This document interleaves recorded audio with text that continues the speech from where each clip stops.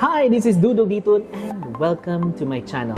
At heto na naman po tayo kasi may bagong labas na naman ng tablets na fan edition si Samsung. At yung gagawin natin is ipapakita ko sa inyo si Galaxy S10 FE and Galaxy S10 FE Plus. Why do you need to upgrade? At yan ang pag-uusapan natin kaya wag na natin patagalin. Pasok! Intro!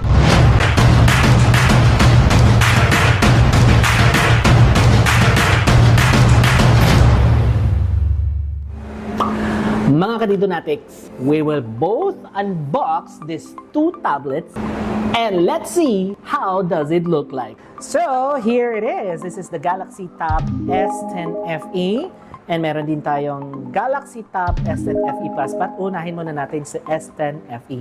So, this is the box. It's pretty much actually the same. Okay, here may pen and let's do the unboxing. Pack. Okay. Ten. Boom. Right. So this is the tablet. Let's set this aside. Okay. Ayan. And put natin muna tayo sa tabi. And then, yun yung sinasabi ko sa inyo guys. Ang advantage talaga ng Samsung na tablet na may pen capability is that the pen is already included in the box. While from the other brands, ang pen you have to buy it separately.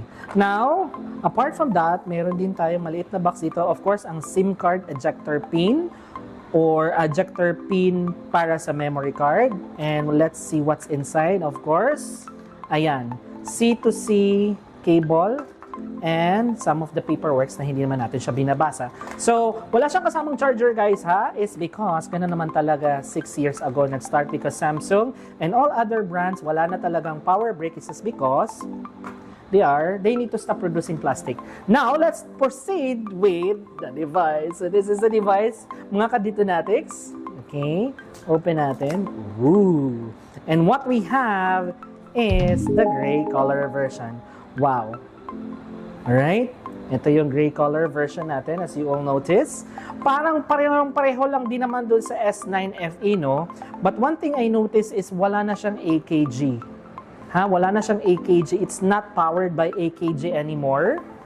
Yung sa side, iba na rin yung speaker grill niya. Kasi dun sa S9 FE yan. Ngayon, isang malaking lang. And of course, Type-C. Yes. Yung power button niya, yes, ito yon. Meron konting bump, if you notice. And let's open it. Parang mas magaan talaga to compare sa S9 FE, no? And feeling ko mas manipis siya. Almost the same lang din naman yung design dun sa previous. Hopefully, magamit natin yung previous keyboard cover dito. But later pa natin yung pag-uusapan. So, let's open the S10 FE. Ayan, it's opening. Okay. Tingnan natin. And as you notice, di ba? Naka One UI 7 na siya. Okay. So this is the Galaxy Tab S10 FE. Yes. Now, let's proceed with the bigger version. So this is the Galaxy Tab FE Plus 5G. Okay? Ito na yun. Let's unbox it. Ay! Ay!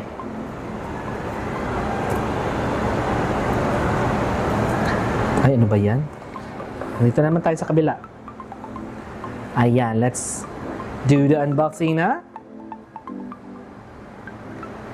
And there you go. Again, this is the Galaxy Tab S10 FE Plus 5G.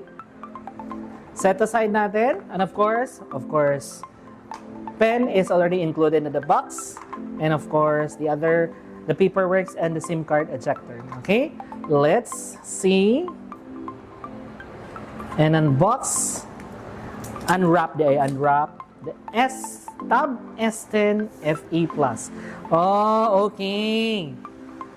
Gray pa rin yung nakuha natin. Single camera, 13 megapixel. Yes, wala ng AKG ha. And then yes, Hindi na siya butas-butas yung speaker grill.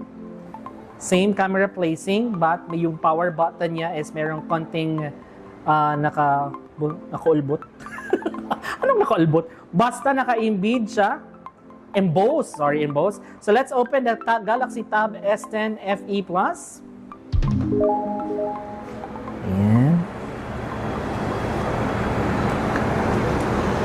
Ayan.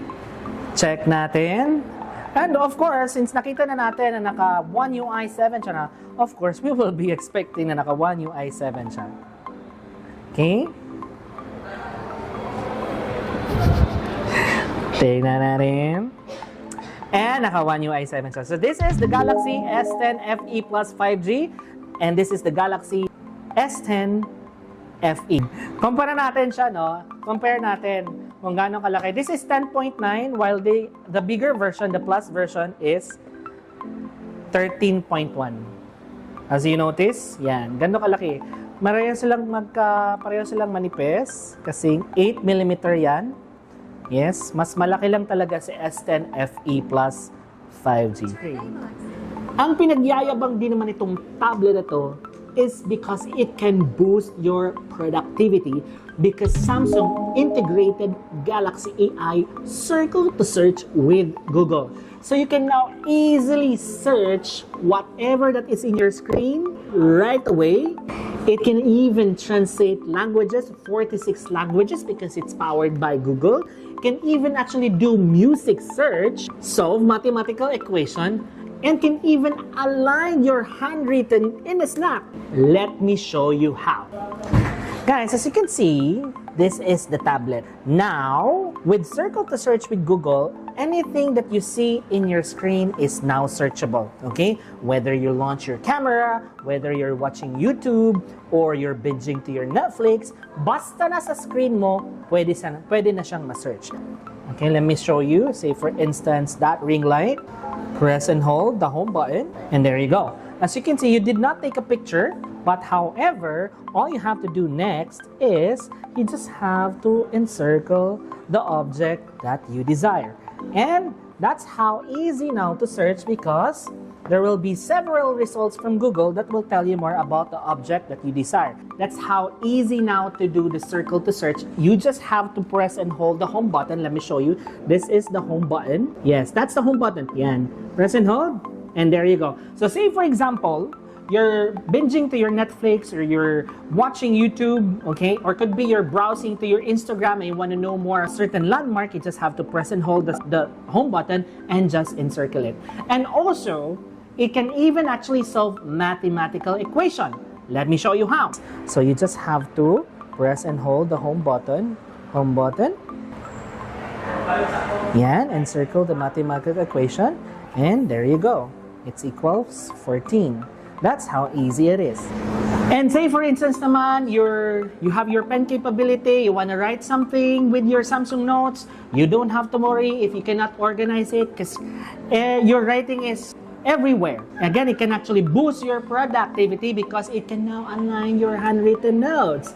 Let me show you how. Say for example, you want to say wait lang po.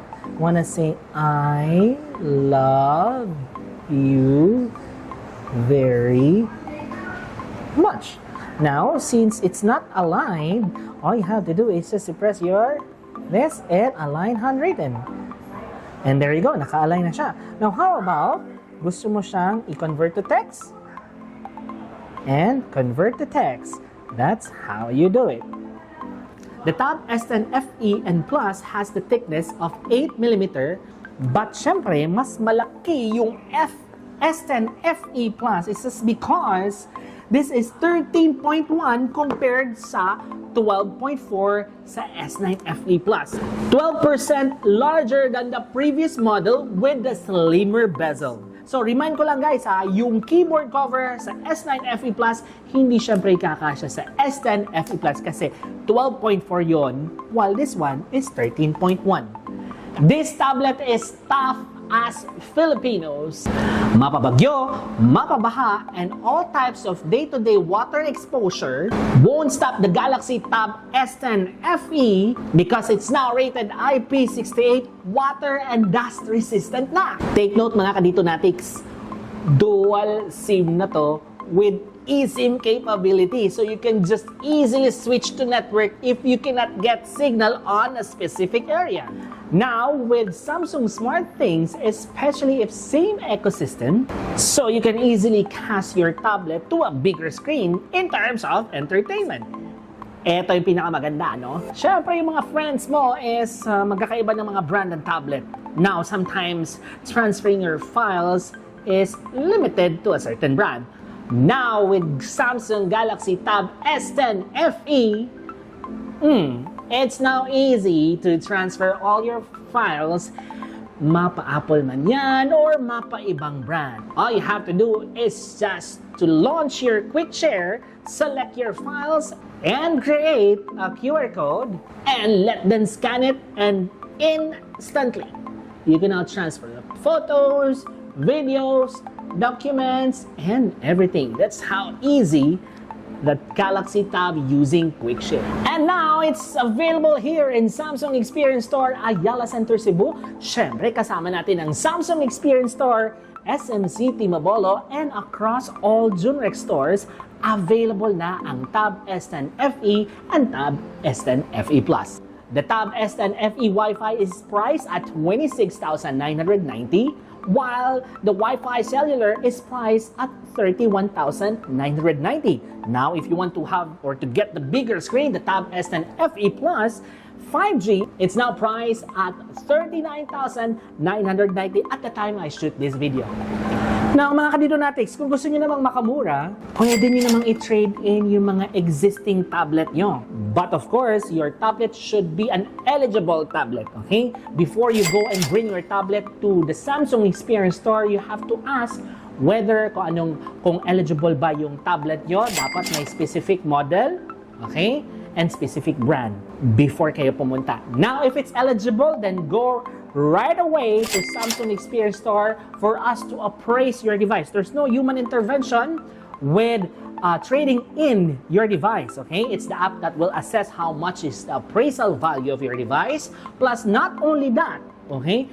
If you trade in your existing tablet, Samsung also give tokens. When you say tokens, it's a discount on top of the appraisal value. So, ima-minus natin yun sa SRP. Kung magkano ang matira, yun na lang yung babayaran natin. Pwede ba siyang i-credit card at zero interest? But before you do that, you have to ask the store representative or the Galaxy team what are the eligible credit cards they accept at zero interest. Now, kung wala naman kayong credit card, meron naman kaming Samsung Finance Plus. It is powered by Union Bank. Ito yung in-house financing namin na hassle-free, zero interest, zero processing fee, and depende sa eligibility mo kasi si Union Bank ang magde-decide whether zero down payment ba and how much is your down payment. All you have to do is just to submit one valid ID. Okay, what are the IDs they accept? Number 1 on the list is driver's license. Number 2, UMID ID. Number 3, passport. Number 4 is the national ID or the PhilSys ID. Plus, of course, you need to have one active number. When you say active number, it can make and receive call, it can send and receive text, it can even actually connect through the data. And of course, preferably dapat physical SIM. One active email address. Now, if you have those 3, punta na agad sa Samsung Store para makakuha ka na ng Tab S10 FE or Tab S10 FE Plus. Plus, kung wala naman kayong Samsung Finance, of course, meron din tayong home credit. You can easily approach any sales associate ng home credit to know more about the mechanics. And that's it for now. Once again, I am your Galaxy AI... Oh no, I am Dudong Ditud na nag-iwan ng kasabihang stay safe and always stay awesome. Bye!